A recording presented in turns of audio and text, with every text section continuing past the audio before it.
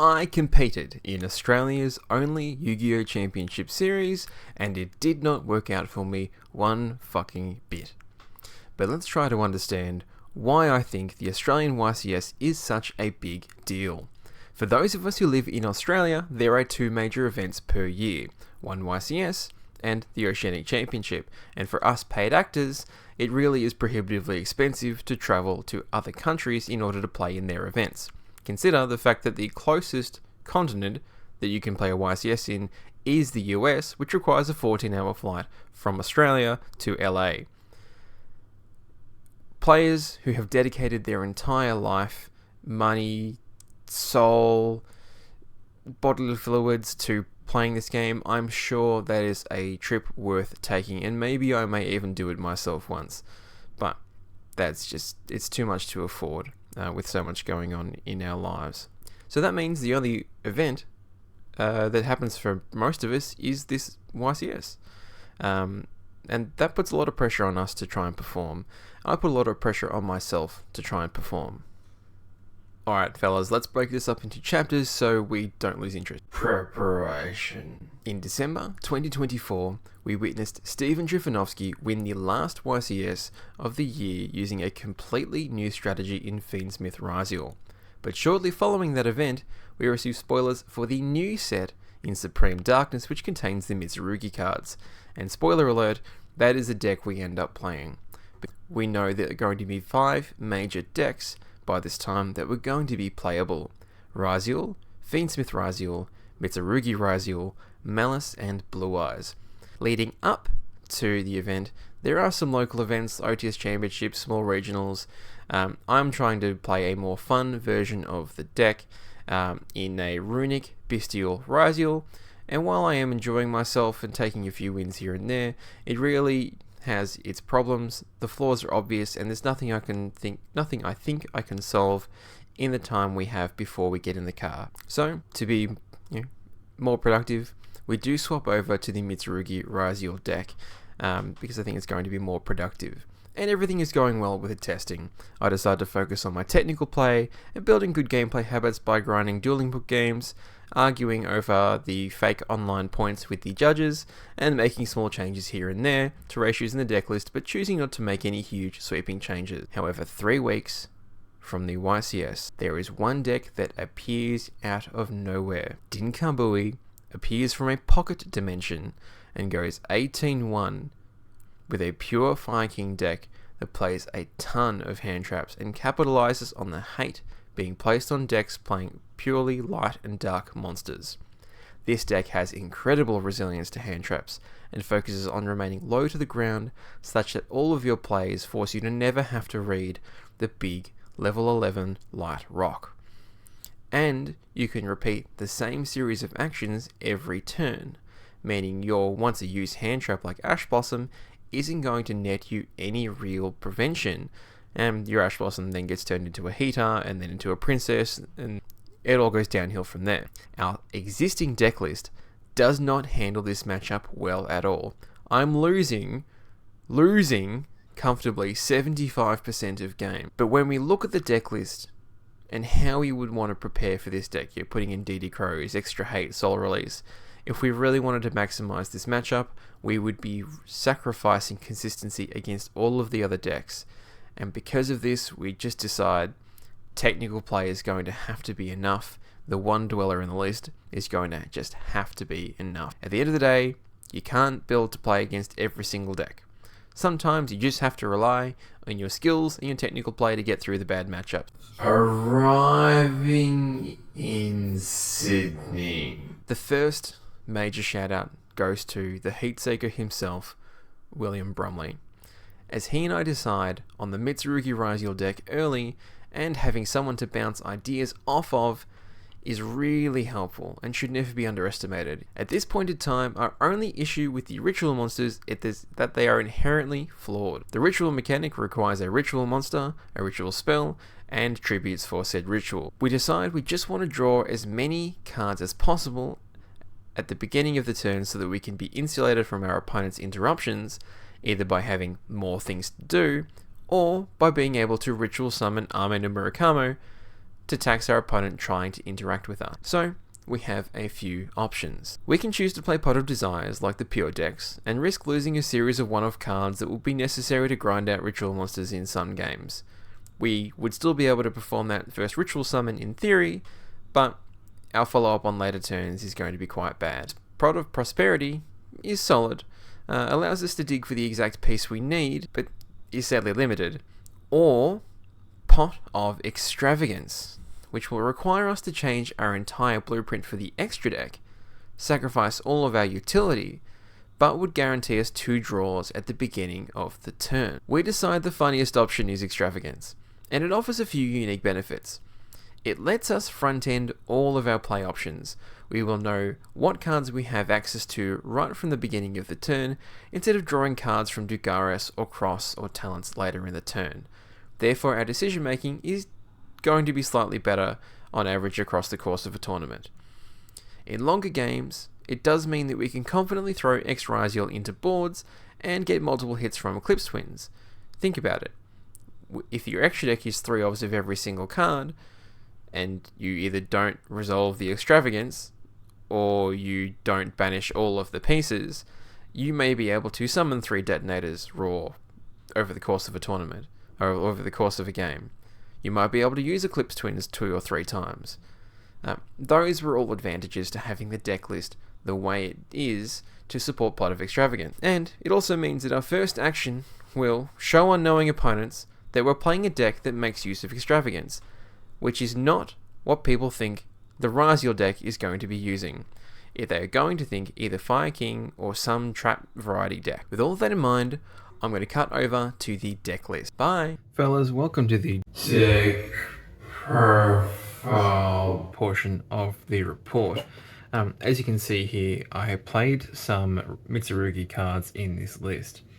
We came to the conclusion that the Mitsurugi deck had the highest power level, and we thought, with the mentality that we'd rather win the event than just top it, the most powerful deck should probably be the one to pick, excluding all the combo decks like Mermail, which do have to high roll through the majority of an event to get all the way through to top card. Mitsurugi does have a chance to get lucky in that you can just draw a ritual monster and a ritual spell in some hands, and that is extremely devastating and can just insulate all of your plays. Now, we did make a few key changes to this list that other people weren't playing, and you'll see this in the deck building, but the first thing you should know is that this deck played 3 Pot of Extravagance. The reason behind this is some of the choices in the list made it so that we wanted to draw cards at the very beginning of our turn rather than later on with cards like Cross or Desires trying to draw into some hand traps, or even Dugara. So by playing Extravagance, we were able to front load some of the more impactful, insulating cards like Cross-Eyed Designator, Triple Tactics Talent, and Call by the Grave, or simply just drawing more than one play. What it allowed us to do in side decking was make sure that we could get to board breakers at the beginning of the turn rather than drawing into them, unfortunately, later. Now that you've seen Extravagance, that sort of colours the rest of the deck profile. So let's move these aside, and we'll cover off. We'll go fast through the choices that make sense. So we'll take these aside. Firstly, for Ryziel cards, it should make good sense that we're just playing 3 copies of X. The standard Mitsurugi combo starts with X, and this is also our best pseudo board breaker with the cards in the extra deck like Aggregator. 2 ice. In this list is 43 cards, regrettably. Could not seem to get it down to 40 or anything closer to 40.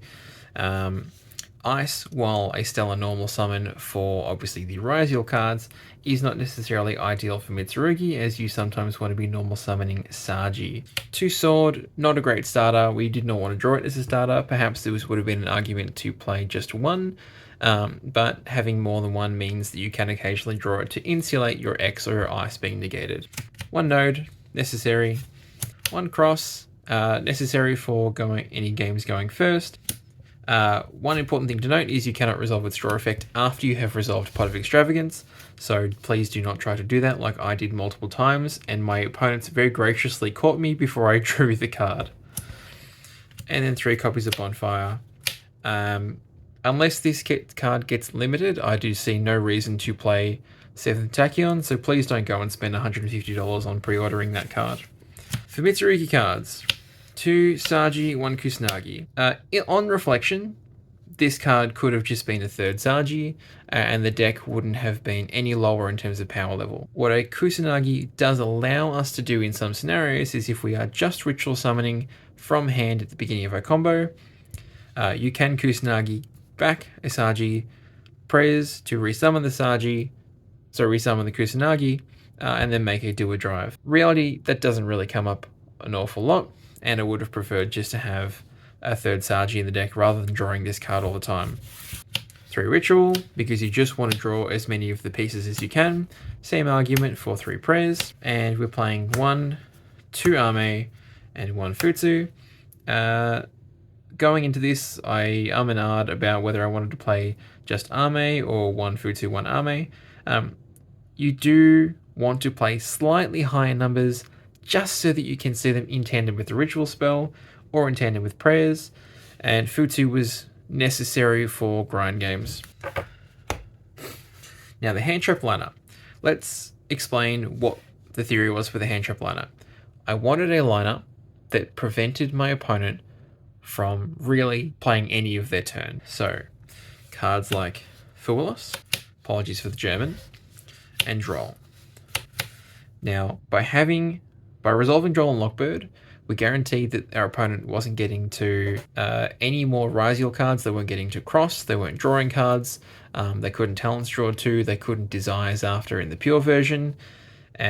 These 6 cards were the most effective cards at just ending the turn. The people who did play into them lost. Well, the people who played into Fua always lost those games. And Droll does not really give your opponent an option to keep going. Sort of like Shifter in that respect, which we did consider playing as well. Because we do have Crossout coming up, 1 Ash Blossom, 1 Impermanence, 1 Effect Veiler, 1 Nibiru, and 1 copy of Triple Tactics Talent. Drawing this card is exceptionally funny. It's not what it's there for, but we wanted to play cards that were always usable in tandem with Crossout. Worst case scenario, you're still playing 10 hand traps in your deck, 3 Droll, 3 Furos, and 1 each of the Crossout targets, so it's never bad to have these in the deck. And the last card was Called by the Grave. A card that by itself seems to win games for no sensible reason. Hitting Requiem, hitting Spirit Dragon, cards like those. Move those off to the side. We're keeping these here. Now, how do you play an extra deck, which is typically considered full of utility cards, with a card like Pot of Extravagance? Well, very simple answer. You play 3 Detonator, you play 3 Do-A Drive, you play 3 Eclipse Twins, you play 3 King of the Pharaoh Limps. What do you do with the other 3 cards? Back and forth discussions about this led myself and my friend Will to 2 different conclusions. He chose to play 2 Dweller and 1 Aggregator, whereas I chose to play, get this out of the way, I chose to play 1 Typhon, 1 Dweller, 1 Aggregator. In hindsight, if I had 2 more copies of Aggregator in these 2 slots, I think the deck would have performed a little bit better, because resolving Extravagance and drawing X does mean you can still try and break a board by sending Aggregator off its effect. There were definitely games that were more winnable if I'd had 3 copies of Aggregator and not banishing the 1 copy off of the Extravagance. But that was always the risk.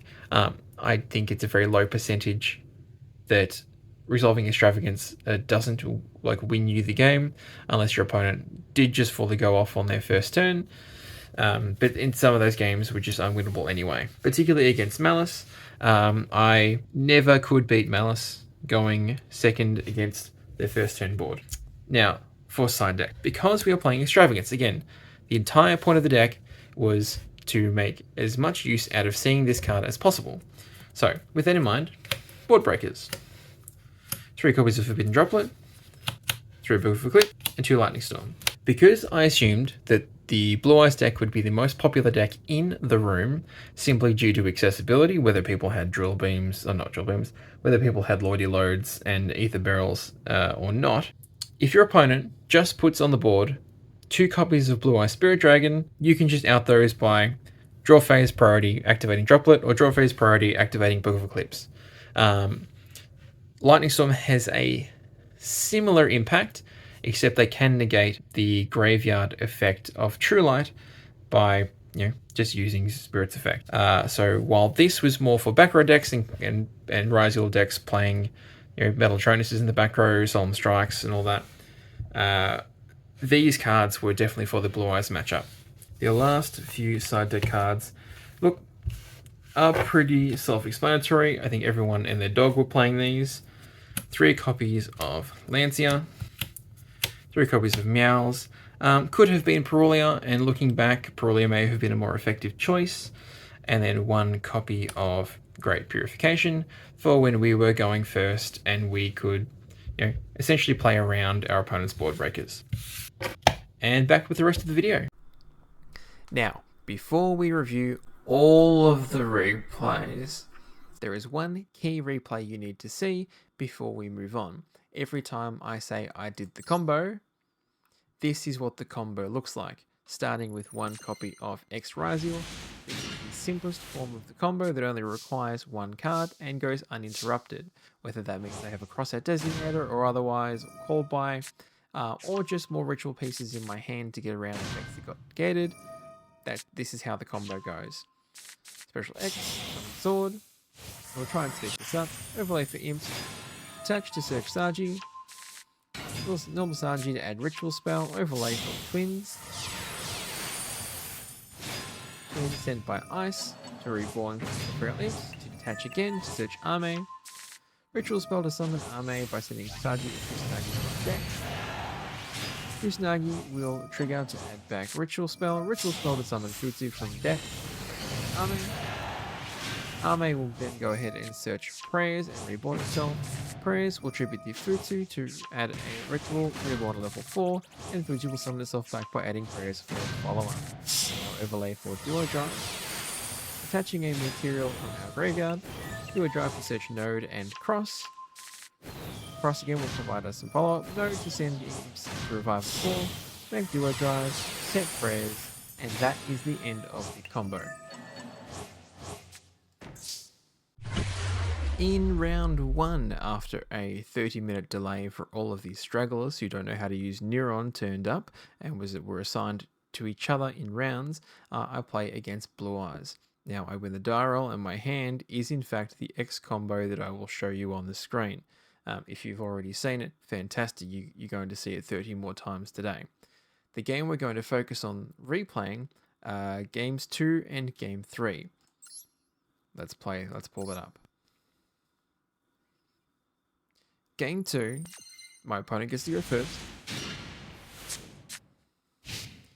Now, I don't know how to enable looking at the hands. I think I can turn into God mode, but fairly straightforward. Now, my hand is not remotely playable from the outset, so we're hoping that they don't set up much of a board. But with Eclipse and Droplet, we know we can deal with whatever they are going to play. So we'll just speed through this. We've got Valor in hand. At this point, my opponent does commit to a Synchro Summon before trying to attach the Neo Ultimate Dragon. I do commit them to that action, which does end up coming back to bite me later in the game. Yep, we're just going for Spirit Seals. And all we're hoping for is an engine card, which we do get. Now, I'll play it out, but essentially our only way into this game without any Ryziel cards is to try and stick a ritual monster and pray that we can tax our opponent enough where it's going to keep them out of the game long enough until we draw a Ryziel card. But I'll show you what happens here. So we're trying to get as much value from the Droplet as possible by negating Seals and Spirits. Now, they can chain Spirit and they can chain Seals if they would like to. Now, that's not really going to do a ton for the Spirit Dragon because it will negate whatever the Spirit Dragon summons. So he's just letting them both go rather than playing into talents, which I respect. And we are just going ahead and summoning an army. Now, I do ditch the Eclipse here because I determine it's not worth having for the rest of this turn, or not worth having for the rest of the game, because I know I'm already negating the board. Where that comes back to bite me is my opponent immediately says skill drain, and I look at my hand and go, I actually cannot beat that card now. So all that's left to do is to try and draw X over the next couple of turns without losing too much board presence. Yeah, there's no combination now without the Eclipse where I can summon a ritual monster and prayers on the chain link 2 of Arme's effect. If I do... Yeah, it's because I already had to use prayers. Because we already had to use prayers this turn, there's no way I can clear this board by sneakily dodging a skill drain by distributing with prayers as chain link 2. And because of that, I just can see this game really quickly. I don't see the point in trying to play under a skill drain when my deck doesn't really have a natural out, and I don't draw X for another couple of turns. Going into game 3, unfortunately, I looked down after months of preparation at 2 hand traps, a droplet, called by, and cross out. This hand is completely unusable. It may not even be enough to stop my opponent from putting pressure on me, because the Blue Eyes deck can just get away with summoning Blue Eyes multiple times a turn. If my opponent's hand is even mildly good, this game is just over. I'm hoping that they have slowed down, or they've not got enough cards to play their turn. I just choose not to set anything, hopefully bluffing, maybe a Dominus card, even though I'm playing Raziel. Immediately, I see the writing on the wall. I do play it out for a few more turns. It takes me 3 turns to draw into X Raziel, at which point the game is effectively over. Let's go over what losing round 1 means in this situation. Because of the way tiebreakers work, losing round 1 means that my opponent's win percentages for the remainder of the tournament are going to be quite low. So the only chance I believe that I have to top is having better than an X2 record, which means either going X1 or X11 to guarantee getting in by points, because my tiebreakers are simply not going to be good enough to get there. But we'll cover off tiebreakers at a later point in the video. As much as I would love to cover my round 2 Blue Eyes video, I'm just going to show you the X combo again and talk about it. I played against... unfortunately, I don't remember their name, but it was very obvious that they had decked out a couple of Blue Eyes structure decks. They did have the Go Bingo Machine Go, but unfortunately, it was very obvious to me that this was their first YCS, but they were very lovely. As much as they would like to have summoned their cool Blue Eyes Ultimate Dragon, I didn't really let them in the spirit of competition, and I just pushed through all the way to... We did not get to the game 3, but very lovely to speak to. A flow-on effect from playing an opponent like that after losing round 1 is that sadly you're not really going to expect them to do a whole lot better than dropping after the following round. So already my tiebreaker is for the remainder of the tournament, and it's really not something that we can tolerate a loss for now.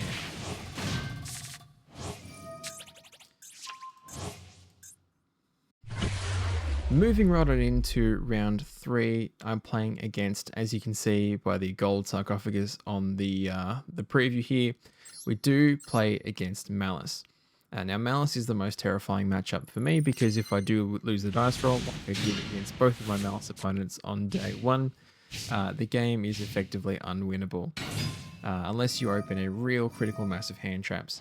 Yeah, again, I'm trying to make sense of what I remember from this game. This is round 3, and what I remember is that my opponent does everything possible to throw this game. You'll see in just a moment.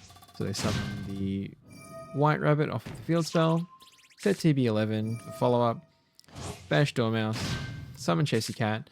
I know they don't have any extra Malice pieces in hand because they don't activate Chessy Cat's effect at any point. They leave Lizardos, and then they go and activate Vanishing White Rabbit, which is already summoned off of its own effect.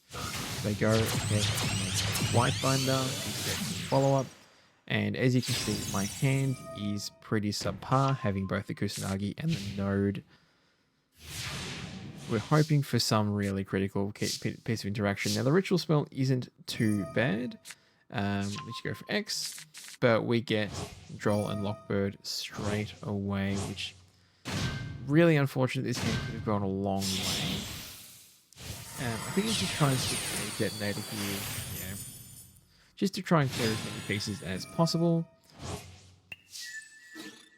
Yeah, we go straight to the battle phase and try and clear. Now, there's no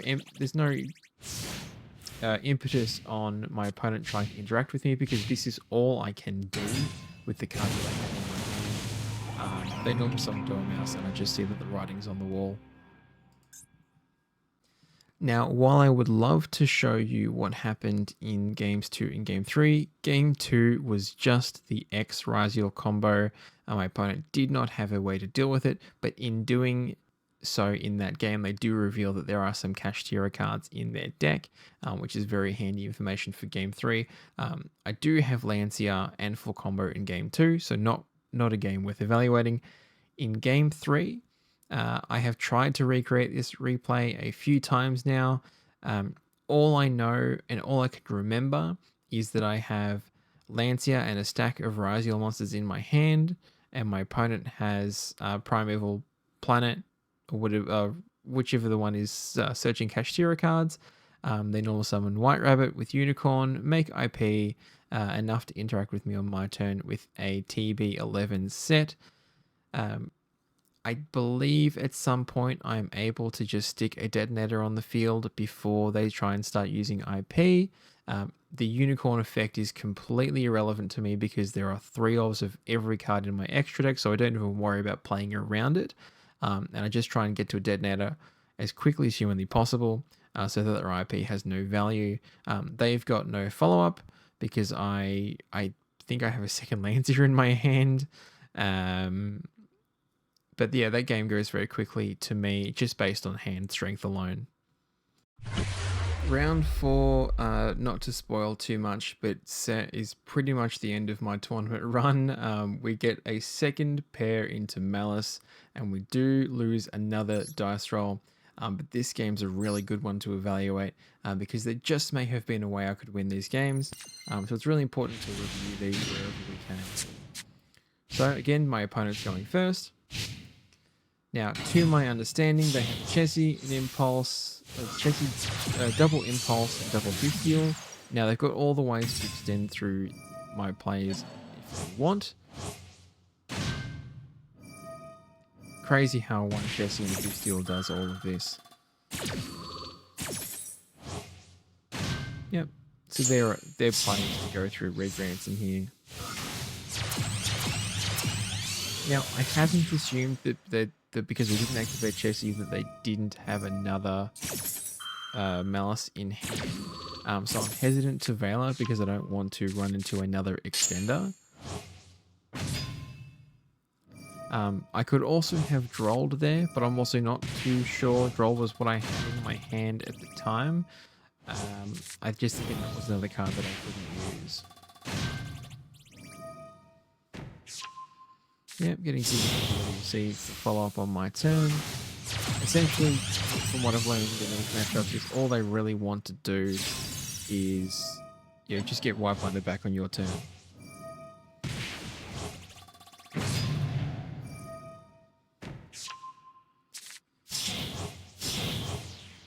Yep, I remember looking at this and thinking, this is probably going to be too strong.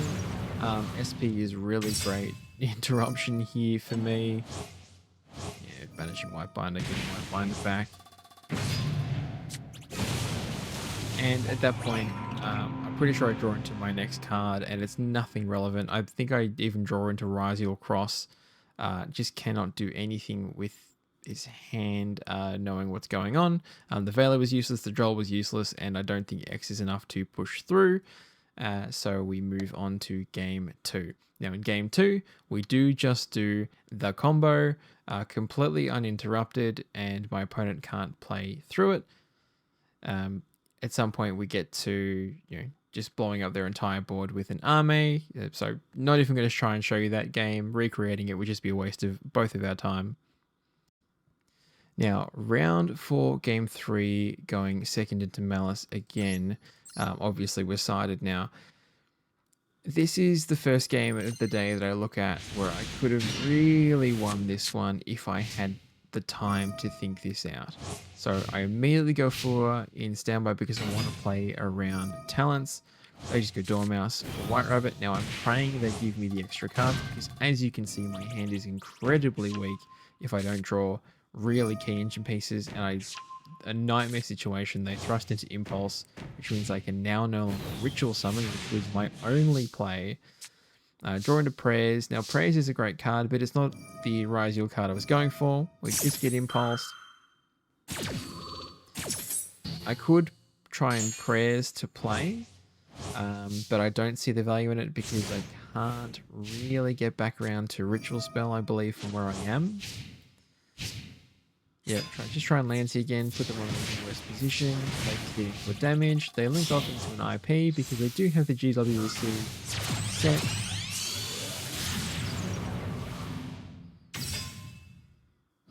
And then, worst case scenario, they thrust into another copy of Impulse. Drawing for turn, I happen to pick up a Saji. Now Saji can get me the Ritual Spell, which is fantastic, but what I really want to do is try and get a rank 4 on the field to make a duo drive. Prayers does let me get the extra 4 on the board with the Saji. Grab the Ritual Spell. Now, a little bit about the strategy with this turn. I'm somewhat feigning the fact that I'm not going to be able to resolve the Ritual Spell favorably a second time. I forget what it is that I've said to my opponent, but I'm kind of representing that if this Ritual Spell doesn't resolve, there's no way I'm resolving a Ritual Spell again. And so I'm just trying my best to get through Ritual Summon of an army to clear this IP, and to start taxing, because with one card in my opponent's hand, taxing starts getting really effective. So I get Impulsed on the first effect. That's fine, I knew that. Now, at this point, I've told them I was summoning from deck, which means they probably think I have a Futsu in hand, which is exactly what I'm hoping for. Normal summon Kusanagi to add the Ritual Spell back, so getting as much value as I can. Make the duo drive. Now, I figure this has to be negated, and then I get to stick my Ritual Spell through, but I get debarriered. Now, had I tried to play with Prayers the previous turn, there's a possibility that this duo drive sticks on the board the next turn and I get to try and resolve its effect again. I don't know how much that changes of my opponent's play. I think they can just go... They can't even SP under Lancia. But if I had tried to stick a duo drive earlier, it would have most likely remained on the board for my opponent's next turn. And then I would have been able to get the search. Yep. Reviewing this back, this was probably the best way I could have gotten back into the game. But instead I hold off for some reason that I will have to reconcile with past Ryan in my dreams. But we'll keep going. Turn off quick play. We then go Ritual for Arme. My opponent does come off relatively surprised this is the case, but they do have GWC to Reborn. The key element is if I go effects to blow up the board, they can chain IP, give me the card in their hand for Arme's effect, and then just go ahead and make a White Binder. You will ask, why did you not use White Rabbit's effect here? I just forgot, but we will get to use it later in the turn. Thanks, buddy. Use my finder's effect. Yeah, we'll go around. Already resolved Fraser's turn, so it isn't doing much for me. Dormouse and White Rabbit are going to summon themselves back. White Rabbit is going to set MTP 07, which is all they need to out the ritual monster, and with no other ways to legally revive a ritual monster for the rest of this game, that pretty much puts me out. There's nothing I can do from this position that's more effective than what they're going to be doing with Dormouse. Just Dormouse, but leaving on the field is devastating enough. So unfortunately, we take a second loss in round 4, and as I discussed earlier in the video, my tiebreaker situation is already extremely poor, and there's not a lot that I can do to improve that. Sadly, variance has just caught us in the first 2 rounds in terms of our opponent selection and what we've been losing to. So while I will review the rest of the rounds, important to note that pretty much my tournament run ended here, but you can always try and pray. At this point, we decide to lock in, move on, and get ready for round 5. While I would love to evaluate the outcome of round 5, I did play against 60 card Rico Sun Avalon. In game 1, I have the full X combo, which you should be so delighted to see is in the middle of resolving on the screen. And in game 2, I just activate Draw Loss. They don't have an answer anyway. I Nibiru them with about 10 cards in hand, shuffle back down to 7 cards in hand, draw up to 8, and the cards in my hand are just enough to end the game by themselves, because my opponent also is playing a 60 card deck with no hand traps in it, and on the board breakers. I'd love to find a replay for a Nib token, but it would be prohibitively annoying to just go and build a plant deck in order for it to get Nibiru and Fool Lost in the same game. So I'm not going to do that. I'm just showing you the combo that I usually do. Thank you for waiting. Oh, round 6. What could this be? All you can see is a Nibiru on the board, on the screen. Round 6 is actually the first and only mirror match I play of the tournament. And I would love to have evaluated game 1 for more than it was, but unfortunately I just had the full X combo, and all I know from my opponent is that they had Ryziel cards in their deck. All I saw was ice, it got negated, popped, indiscriminately locked, and that was the end of the game. I'm going to show you game 2. My opponent is going first.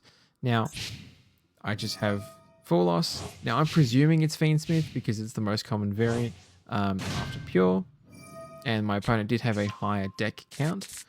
Now, you're going to see a very peculiar line of play where they turn off their own board by making a detonator, and we'll just speed ahead.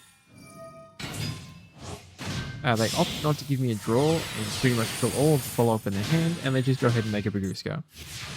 So while if I have no playable cards in my hand, this is effective, I suppose. Like X can negate the Baguska. Aggregator can negate the Baguska, but that would also then be negated by Cross. So maybe this is an effective approach. Who knows? But unfortunately, I just have Book of Eclipse Lightning Storm. I'm going to speed through this just out of respect for your ocular globe.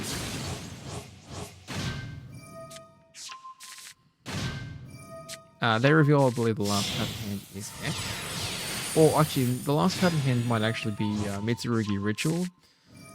On discussion, they just didn't open any effective combination of Mitsurugi cards. Certainly nothing they wanted to play into a Fool with. It may have even been Night Sword set. How did we cut for that specific reason? Round 6, with the exception of round 2 on the structure decks, may have probably been the easiest round of the day, just because my opponent wasn't really sure what the intricacies of the deck looked like. We learned a few things, had a good chat, sat behind each other in the participation prizing line, talked all about it. It was a lovely guy, and I hope he does better at his next tournament appearance. Moving on into round 7, we play against our first Fiendsmith Ryziel of the tournament. First of 3, I'm sorry. Now, I win the die roll in game 1 and go ahead and do the Triff combo. So we're seeing game 2 after siding, going second. Now, the best thing you want to see is do it, and they have to normal summon Lurry to play. I would skip ahead, but what my opponent does is fairly peculiar. Obviously, having Lacrima in hand is kind of fortunate in this position, until my opponent doesn't think so. They're going to give me a couple of draws here. And then they're going to behave very strangely with their end combo, or with their end turn. They're going straight into Desiree. Now, I learned after this was because they simply had no usable Ryziel cards in their hand, which is unfortunate. I'm just putting Drolls in my hand because I have no idea what I had after this point. I'm expecting that this Lightning Storm is going to be negated because that is just the most sensible thing if your opponent has a stack of traps. Now, I have a feeling I know what's happened here. They've allowed the Paradise to go to Graveyard because I think their plan was to try and send Desiree. At this point, I don't know what's going on with their mind, whether they're hungry or tired or angry. I don't know what's going on. But I have to believe that not negating Lightning Storm was some super heads-up play to play around talents, which they thought would absolutely lose them the game. Or they thought they were going to get to Paradise, send a Desiree later. Because of this, I was kind of under the impression that they were playing pure. Because why else would you just let the Paradise go to grave? Now, I was pretty sure, let me have a look. You can only use each effect of Paradise once per turn. So, he could have absolutely negated the Lightning Storm, gone to Paradise as soon as I threatened 2 level 4s, and then if it were pure Fiendsmith, or like a Fiendsmith Kashtira, I could have just eaten a second Desiree effect as it gets sent to the graveyard. Not that I believe that was a very effective use of my opponent's time, and ends up being completely false, as I see later in the game. I don't choose to play this on further from here, because X with Ice in hand is just enough to end the turn. At some point I make a Dweller early on, just in case it is the pure version of Fiendsmith. But again, that was just complete false hope. And the game is over probably as soon as it began. Very easy. I think my opponent just sort of tilted with the Lightning Storm, and didn't really see a way for themselves to get out of it. Now, for those of you who travel to these events in a large group, maybe you stay in a hotel or an Airbnb together with your friends, you know that if all of you and your friends share an X2 record, that someone's going to have to knock someone out. Unfortunately, I played against Anthony, who is a good friend and staying in the Airbnb with us. I also knew that he had been non-stop testing the Ryziel Fiendsmith deck. I didn't know absolutely everything about his list, which is a true testament to how good a player and he is, and how much practice or how much preparation he was doing, because I had absolutely no idea that this guy was maining Solemn Strike in his deck, which, had I seen that, this match would have ended so damn fast. Game 1, Anthony just does the full board, and off of my extravagance, I banish the aggregator, which makes it almost impossible to play into the Caesar. I end up clearing a Caesar, but I get cracked back too fast. Game 2 is just the X combo with all of the trimmings, called by, extravagance, cross out, talents. Like, the game just isn't worth watching because it's so one-sided. But this game 3 is a nail biter. It doesn't look like there are a lot of decisions to be made, but let's have a look and I'll show you what I mean.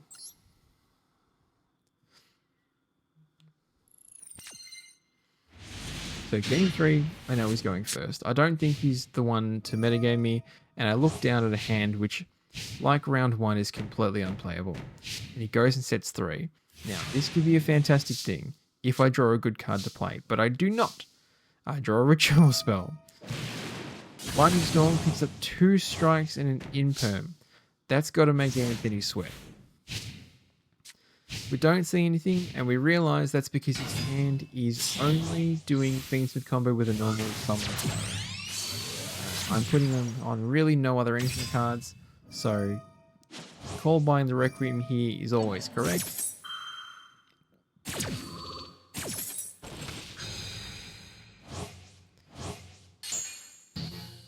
There we go, that stings. He reveals that he has X. This is totally fine. I can stop him on just making a detonator here. But of course, if you look at my hand, at this point in time, I have exactly one play. I have normal summon Droll and Lockbird, and try and stick a Typhon over the top of the detonator. That is the key play here. There aren't many choices around that, because I don't think in this game we're going to see a second extra deck summon in one turn. I draw Sword. Now, detonator on field, 1 card in hand. If my opponent has normal summon Lurry, it likely was not Ice Ryziel. I don't think it's an engine piece, because there's a world in which it could be Node, and the card is dead. There's a world in which it could be, a copy of Fua that they may have not cited out for like crossout. It could be... I'm just trying to think of what are the odds that it is a hand trap, and how do I lose to it, or how do I play around it? If it's Ash, then normal summon Sword just gets hit with Ash, because it's my obviously only engine piece. I can turn that into a Typhon, spin the detonator, and then my opponent is top decking into a Droll and a 2900 beat stick. So I'm not thinking this hand trap can do much of anything, unless it's exactly Effect Veiler, which it turns out to be. Whoops, don't want to do that. So I'll show you what happens. Normal summon Sword, with it being Veiler in hand. Detonator 2, Veil 3. Means I have no engine. I'm back to top decking. So are they. All I need my opponent to do is Fade Engine for 1 draw. They draw. Anthony looks so uncomfortable. Because again, 1 engine piece probably does it. And what are the chances? Like, the chances are so low now that this is a usable hand trap because it's set. So I'm praying that is just a bluff. What I learn is that it is a trap, but Anthony has top decked Fiendsmith in Paradise. I'll speed through this. With Detonator negated now, there is just nothing I can do. I truly do not believe that card is anything unless I go and try and pop it for some reason. But I'm just trying to get to a ritual monster, so no effects are resolving for the rest of this game.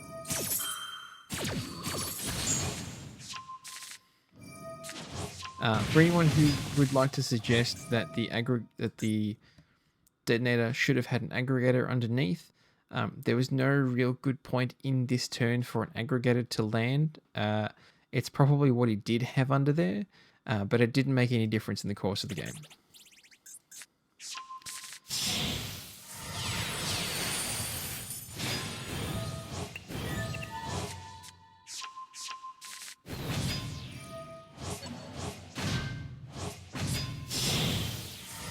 One of the issues that I was noticing throughout the tournament is that I wasn't really winning off the back of good gameplay. I was winning off the back of not making mistakes and just drawing better than my opponent, which I think a good deck, or at least a deck that's going to win a YCS, should allow the ability to play better than your opponent pretty much all the time. So maybe that was a mistake playing the big snakes heading into this tournament, but something we can do upon reflection. Going into day 2. Now, I have an X2 record that does entitle me to play day 2. My breakers are incredibly bad. Of the X2 players that are in contention, I am, I believe, 73rd place out of 80. I have pretty much resigned myself to it not being possible for me to top anymore. Simply haven't played enough good players at the X2 bracket for the back half of day 1. But we do sit down against someone we know. Sit down against Denim, who is hours away from getting on a flight to Japan, which is very cool. And they are playing the Ryziel Fiendsmith deck.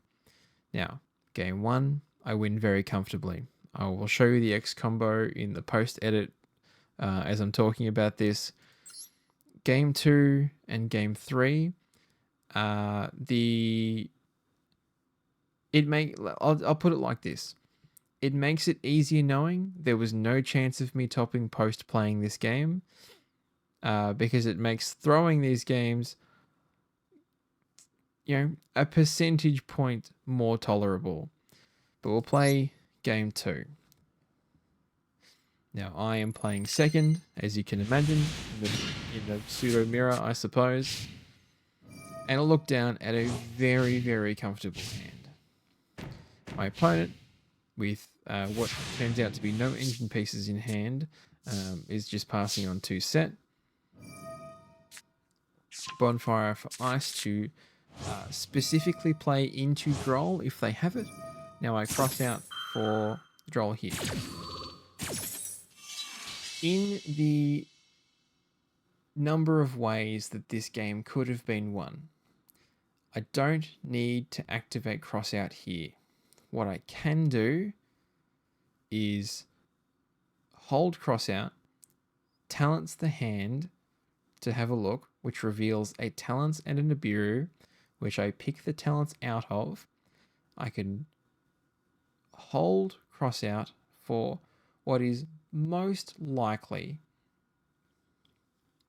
2 copies of Infinite Impermanence. But I don't want to risk one of those cards being a Solemn Strike. If I have the read that there are no strikes in the deck, which is very unusual because the trend is that there are strikes in the deck going first in a sided game. Plus, I'm a little bit tilted from Anthony's game in round 8 of the previous day. I'm using crossout designator here so I can try and resolve an X defect later in the turn so that I have a bit of follow-up for turn 4. I don't know why it's still flashing. So Banished Droll immediately tells us to look at the hand. It just turns out that there were just no engine pieces in the hand, which is kind of infuriating. They didn't even have to make a decision. That happened 3 times over the course of the event, where I just had fill and I had no engine in which to even think about making a play. X. Surge Sword. Now, keep in mind that my opponent has Nibiru in hand. So going to 5 without a cross on the board is prohibitively stupid. I can't just have a board cleared. So for Duo Drive, I'm looking for follow-up. But realistically, there should have been a detonator. I have the Eclipse in my hand. My opponent has activated Infinite Impermanence.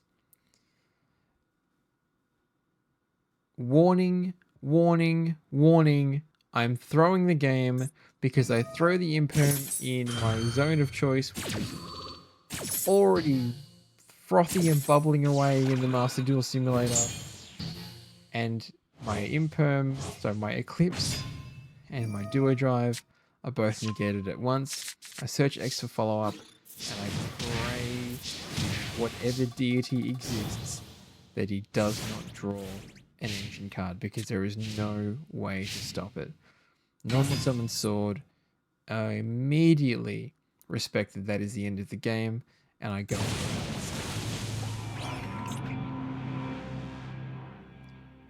Like I said, there were about 5 different pathways that could have won me the game, and I chose the only path that guaranteed defeat, which is going to make Game 3 all the more upsetting.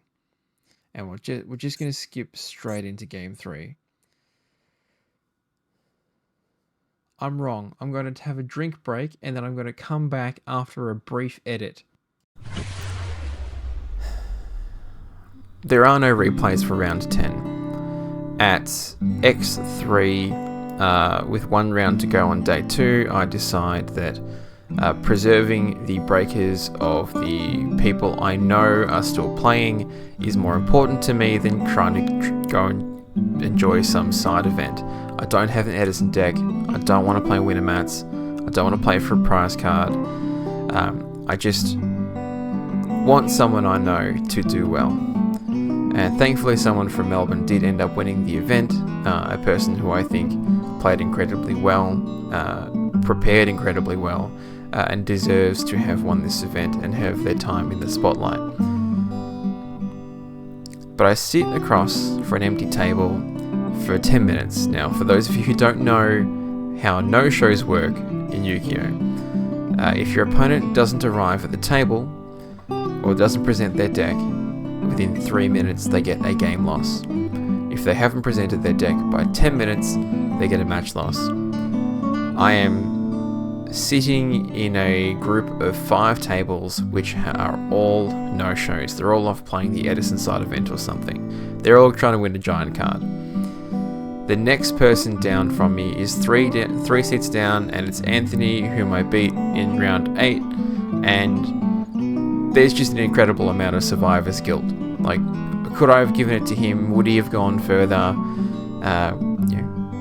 I'd love to reflect on that sort of thing, but you do have to try and win the games you actually can win.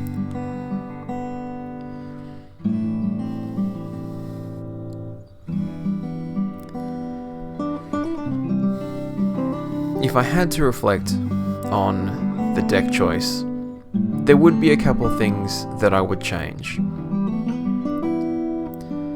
I would, at the end of the day, probably take Crossout Designator out of the deck and just go for a larger array of hand traps, or not add any at all. I think the 40 cards with the Pot of Extravagance I think was a perfectly good idea. I don't think Crossout really won me that many games. I think I could possibly have taken out Talents and Nibiru. I don't think those cards really helped me at all. I think they helped me make worse decisions as power one-offs, and I resolved Nibiru once. So I guess in that sense it was fine. And in the extra deck, I would have changed the utility slots. There were too many times over the course of the 2 days where I resolved Extravagance and banished the one-off Aggregator, and I needed the X-Raziel to break the board of my opponent going second. It is unfortunate, but I don't think Dweller came up all that much, but that's just maybe my run was different to everyone else's. Maybe some people, encountered Fiendsmith Raziel every single round and Dweller would have been the best card in their deck. But for me, it didn't appear that way. Let's talk about the standings on day 2. Obviously, I didn't make it. None of the fellas made it. No one in the Airbnb experienced the level of success that we were hoping for. truthfully, I don't know how this could have been any different on review. My breakers were dreadful. I played with what I thought was comfortable, but I didn't give myself the chance to experience every possible scenario. I had never played into a scenario where I had multiple mulch armies dropped on me on a single turn. I had never really practiced making my opponent go first, even if it made sense in theory. Pure Ryziel won the event, piloted by a player who has made it their mission to practice this format, and I'm grateful that a Melbourne player took it out in the end. While I have good friends playing this game and it's great to test ideas with them, I don't for a moment think of myself as part of the Melbourne community, just part of the boys. This time, I didn't have fortune on my side, or maybe I got too lucky and my testing experience was simply not representative of what my tournament was going to look like. Sample size too small, I suppose. The next major event is the Victorian State Championships, followed by the Oceanic Championships. If this video does well, then I hope you'll see another report then. Thanks, fellas. Alright, I had to blow my nose, have a drink, a wank, and I forgot to put my fucking light on before recording any of this. So we're just going to do it again, and we're going to do it better.